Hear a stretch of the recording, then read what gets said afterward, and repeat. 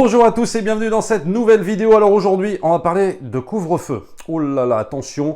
Le couvre-feu donc a été annoncé hier en France dans les zones rouges, de 21h à 6h du matin. Et pourquoi j'en parle dans cette vidéo? Parce que tout simplement, ça va évidemment perturber ce qui nous intéresse ici, à savoir le cinéma, les salles de cinéma, les exploitants. Donc c'est encore un coup dur, un coup de massue pour le cinéma et pour les exploitants. Alors il ne s'agit pas évidemment dans cette vidéo de discuter la mesure, de dire c'est bien, c'est pas bien, moi je suis anti-Macron, moi je suis pour Macron. Tout ça n'est pas très intéressant. Moi, à la limite, si j'ai une chose à contester, si tu veux, dans cette décision, c'est peut-être le fait de déplacer ce couvre-feu, non pas ne pas le mettre à 21h, mais le mettre éventuellement à 22h, parce que comme ça aurait permis déjà au théâtre de pouvoir faire leur représentation, et puis également au cinéma d'avoir une séance en plus, c'est-à-dire de 20h jusqu'à 22h. Là, le souci qui se pose, c'est que tout le monde ne peut pas se rendre à 7h, donc de 7h jusqu'à 21h, 19h à 21h, tout le monde ne peut pas se rendre de 19h à 21h dans une salle de cinéma pour voir un film. Les gens travaillent, les gens bossent, parce qu'on parle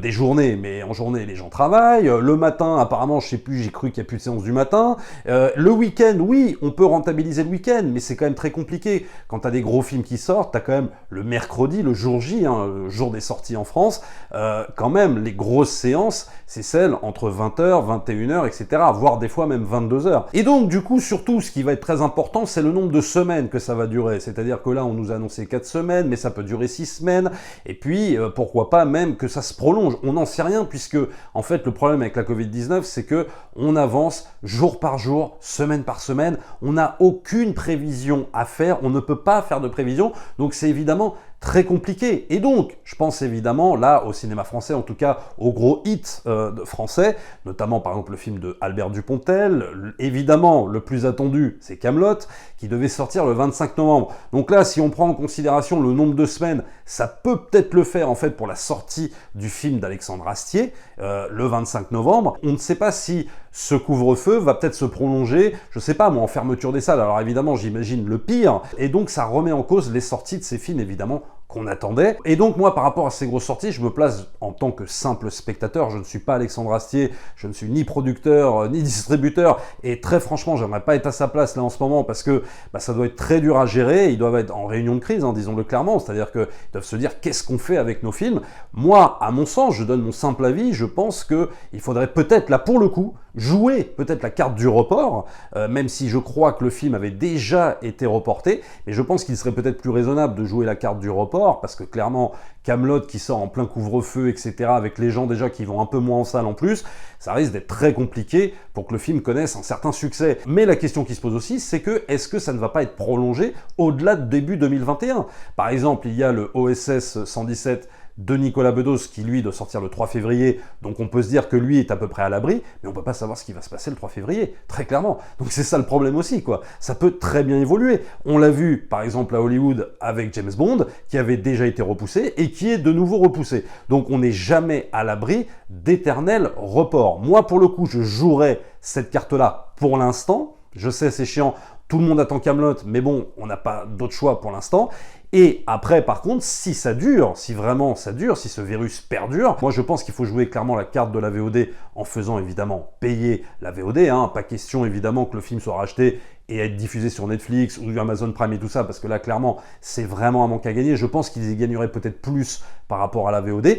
Et aussi, ce que je préconisais dans la précédente vidéo, c'est évidemment aussi de le sortir en salle. Et je suis assez content d'ailleurs des réactions par rapport à la vidéo que j'avais sortie où j'en avais marre des reports, parce que vous avez été majoritaire à me dire que ouais, c'était peut-être la solution à faire. En même temps, la question aussi qui se pose par rapport à cette idée de sortir sur les plateformes de streaming en VOD et en même temps en salle, c'est que le fait de sortir un film en salle coûte énormément d'argent aux distributeurs, aux producteurs. Donc ça aussi, c'est quand même à prendre en compte. Il faut aussi se mettre à la place non seulement des exploitants, c'est-à-dire des salles qui, eux, souffrent de plus en plus, mais aussi à la place des distributeurs, des producteurs qui produisent des films. Il faut aussi qu'ils puissent rentabiliser leurs films, qu'ils ne dépensent pas trop d'argent. Donc on est vraiment, je vous le dis, très sincèrement, on est dans une situation, mais vraiment hyper complexe pour le cinéma. Moi, je défends toujours l'idée de voir les films, et je tiens à rester sur cette idée parce que, oui, évidemment, il faut jouer un maximum la carte du report pour aider les exploitants et les salles de cinéma, je suis d'accord,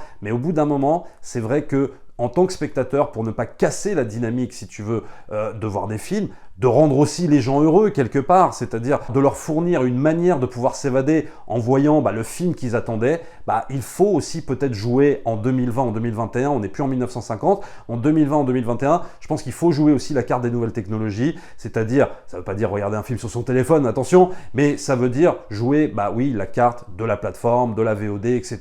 On a des tas de manières maintenant de pouvoir voir des films. Ça ne veut pas dire qu'il faut laisser tomber les salles, mais ça veut dire aussi qu'on peut jouer sur 2 tableaux, mais peut-être qu'aussi c'est très compliqué pour un studio de le faire, ça c'est encore une autre histoire. Et donc si je quitte un petit peu le cinéma français et que je rejoins un peu le cinéma hollywoodien, on voit par exemple qu'un Prince à New York numéro 2 qui devait sortir début janvier, donc produit par Paramount, il a été racheté par Amazon Prime à hauteur de 125 millions de dollars. Donc clairement, c'est vrai, un manque à gagner pour le studio Paramount. En même temps, c'est pas non plus Top Gun 2, c'est un Prince à New York, donc c'est un plus petit film, mais c'est quand même un manque à gagner puisque tu cèdes les droits en fait de ton film à 125 millions de dollars et après basta. Il n'y a plus de recettes à faire, il n'y a plus de bénéfices possibles. Donc oui, ce n'est pas forcément la bonne solution si tu veux pour un studio de faire ça, mais en même temps on est en pleine période comme ça, ils peuvent peut-être pas non plus se permettre de jouer encore la carte du report pour certains films et donc de les céder aux plateformes. En même temps, on voit bien qu'ils ne jouent pas le jeu de par exemple moi ce que je défendais dans ma vidéo sur les reports, c'est-à-dire qu'on voit bien là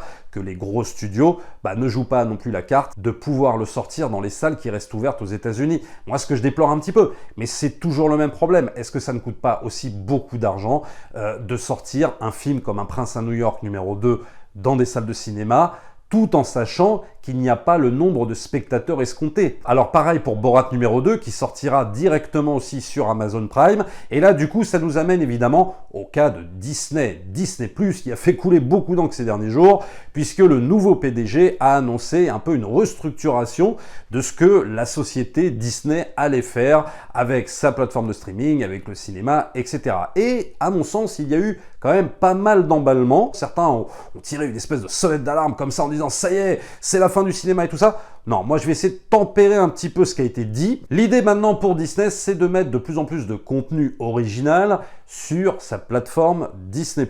Et donc du coup, effectivement, de pouvoir s'affranchir de pas mal d'intermédiaires, notamment le cinéma. Est-ce que ça veut dire pour autant que c'est la fin des salles de cinéma, c'est-à-dire qu'en gros, que Disney ne va plus fournir de blockbusters pour les salles de cinéma? Pour moi, non. Et surtout que d'après les dires de Bob Chapek, donc qui est le nouveau PDG de Disney, en gros, il a déclaré que de toute façon, cette restructuration, elle était déjà prévue avant la Covid-19. Et que, en gros, c'est la Covid-19 qui a accéléré les choses, doit-on le croire ou pas? En tout cas, ce sont ses déclarations. Donc, de toute façon, Disney avait déjà prévu, si tu veux, de restructurer la société pour rentabiliser un maximum de diffusion de programmes originaux. Mais qu'est-ce que ça veut dire dans l'absolu? Ça veut pas dire que Avatar 2, que je sais pas moi le prochain Marvel, ça va se retrouver automatiquement sur Disney+. C'est pas en tout cas ce qui est évoqué dans la déclaration. Ça veut juste dire qu'effectivement, ce qu'ils ont compris maintenant avec la Covid-19, à mon avis peut-être accéléré évidemment par rapport à la Covid-19, c'est de produire des films où ils pourront rentabiliser automatiquement sans forcément passer par le cinéma en cas de coup dur. C'est-à-dire par exemple en cas de Covid-19, en cas de tout ce que tu veux, de pandémie, de guerre, etc., de salles fermées, parce qu'on voit bien que les deux pôles, si tu veux, très importants aux États-Unis, sont fermés en termes de circuit de cinéma, New York, Los Angeles, donc c'est très compliqué, si tu veux, pour une société de pouvoir rentabiliser aux États-Unis quand ces deux pôles-là sont totalement bouclés, fermés, et donc peut-être que la solution, si tu veux, c'est de produire de la création originale pour la plateforme de streaming, et donc de le diffuser sans passer par le cinéma, et donc de pouvoir rentabiliser, de gagner des abonnés, etc. Parce que je pense que là, la nouvelle politique de Disney, c'est évidemment de pouvoir rentabiliser un max en gagnant évidemment des abonnés, de faire de la rentrée d'argent pour sauver peut-être aussi leurs parcs qui sont fermés, etc., etc. Alors évidemment, tout ça va se faire un petit peu au détriment des salles de cinéma, ça faut bien le dire. Et on le voit déjà évidemment avec la sortie de Soul, qui va sortir le 25 décembre au cinéma. Et quelque part, il y a peut-être quelque chose de symbolique là-dedans, c'est-à-dire que chaque Noël, on a eu le film Disney de Noël. Et là, le film Disney de Noël, ça devait être Soul, eh bien, ça va sortir directement sur Disney+, sans coût supplémentaire. Et donc, ça envoie peut-être aussi un signal de ce qui se passera dans les prochaines années. C'est pas ce que je souhaite, bien évidemment, mais ça envoie peut-être le signal de ce qui se passera dans les prochaines années, à savoir que maintenant, peut-être que des gros films vont sortir directement sur la plateforme de streaming. Pour autant, je pense que Soul est sorti directement sur la plateforme de streaming par rapport à la Covid-19. Il est bien évident que si on va jusqu'en juin ou en juillet 2021 et que ça y est, le virus s'est arrêté, qu'il n'y a plus de pandémie et que c'est terminé, je pense très sincèrement que le cours normal des choses sera de nouveau là, c'est-à-dire qu'on aura le film Black Widow, on aura Avatar 2 qui sera programmé en salle et tout ça, donc ça je pense qu'il ne faut pas s'inquiéter là-dessus, c'est-à-dire que Disney n'a pas dit d'un seul coup, on va mettre Black Widow sur Disney+, on mettra Avatar 2 sur Disney+, je ne pense pas, alors je suis peut-être très naïf, et évidemment là j'imagine le pire, et j'espère que ça ne se produira jamais, mais en cas de prolongation de cette épidémie, qu'elle dure, je sais pas moi, jusqu'en 2022, jusqu'en 2023 même, pourquoi pas, qu'est-ce qu'on fait ? Est-ce qu'on attend encore la réouverture des salles? Est-ce qu'on joue la carte des reports, même pour des gros films comme Avatar 2, qui doivent se voir évidemment au cinéma, bien sûr, mais est-ce qu'on attend, est-ce qu'on joue encore cette carte des reports? Ça va plus être gérable, ce ne sera plus possible. Il va falloir, comme je disais dans la précédente vidéo, s'adapter. Obligatoirement, on ne pourra pas éternellement jouer la carte des reports. Surtout que combien de salles de cinéma vont survivre? C'est ça aussi le gros problème. C'est-à-dire que là, tu as des circuits entiers de multiplex même qui sont en train de fermer. Et donc le problème, c'est que c'est un cercle vicieux. C'est-à-dire que si tu attends la réouverture des salles, ok, mais le problème, c'est que les salles ne peuvent pas rouvrir vu qu'elles ont fermé. Et vu qu'elles n'auront plus d'investisseurs pour pouvoir réouvrir. Donc c'est le serpent qui se mord la queue. Donc qu'est-ce que tu fais? Ah bah tu peux plus jouer la carte du report vu que les salles sont fermées. Donc plateforme de streaming, donc VOD, etc., etc. Je ne dis pas que c'est le modèle économique que je souhaite, mais disons que j'essaye d'anticiper. Et c'est peut-être ce que Disney a commencé à faire en vérité. C'est-à-dire que ok, c'était peut-être une décision qu'ils avaient prise avant l'épidémie, mais en même temps, peut-être qu'ils ont aussi anticipé en cas de fermeture de salle, en cas de n'importe quelle galère, de pouvoir rebondir et donc de pouvoir exploiter leurs films en streaming. Mais je pense que pour l'instant, faut pas non plus céder à une espèce de panique générale, à nous dire, à essayer de nous expliquer que tous les films, je dis bien les gros blockbusters qui étaient destinés en salle, vont terminer tous sur Disney+. Je pense que oui, ils termineront sur Disney+, en cas de prolongation de la pandémie, ça c'est une évidence, et il n'y a pas que Disney qui fera ça, je pense que Warner le fera, Paramount et compagnie, ils le feront tous, mais c'est obligatoire. Mais pour l'instant, je pense que sur les blockbusters, pour moi, c'est toujours maintenu en salle. Après, il faut vraiment prier, il faut vraiment tout faire pour que les exploitants ne souffrent pas trop, pour qu'elle puisse réouvrir, et puis que ce virus s'arrête à un moment donné, pour qu'on puisse reprofiter des films en salle. Mais sinon, à mon sens, ce sera une autre façon de visionner des films. Mais moi, je le redis encore, pour moi, l'important, c'est de voir les films, de ne pas casser cette dynamique, de faire du bien aussi aux gens. Les gens en ont besoin, surtout en ce moment. Les gens ont besoin de voir des films. C'est vrai que tout le monde a râlé sur Soul en streaming sur Disney+, le 25 décembre.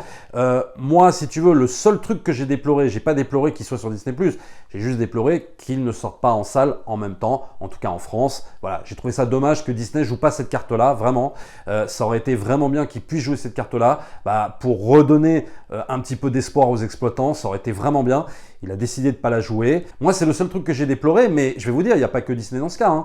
Au début de vidéo, je citais Un prince à New York, c'est Paramount. D'autres studios feront certainement pareil, c'est-à-dire ne joueront pas sur les deux tableaux, et ce qui est, à mon sens, un petit peu dommage. Mais quand on voit également le résultat de Tenet, et ça, le problème, c'est que ça a dû leur servir d'exemple, ils ont vu le résultat. Alors, le film n'est pas un four, faut pas exagérer, mais le film n'est pas le carton attendu. Non, le film n'a pas sauvé qui que ce soit, n'a pas sauvé les salles, il n'a rien sauvé du tout, Tenet, et pourtant, moi j'ai pas aimé le film, c'est quand même un film qui a des allures de blockbuster, donc c'est un film, oui, qui aurait dû ramener vraiment les gens en salle, et on voit que c'est quand même bien la galère. Donc, il y a un moment donné, si tu veux, le problème, c'est que ce film-là a servi d'exemple et on voit bien les résultats et je peux te dire que là, les studios doivent être en panique de voir les résultats de Tenet. C'est-à-dire que c'est clairement pas encourageant. En cas de pandémie, on voit bien que les gens ne retournent pas en salle, quoi.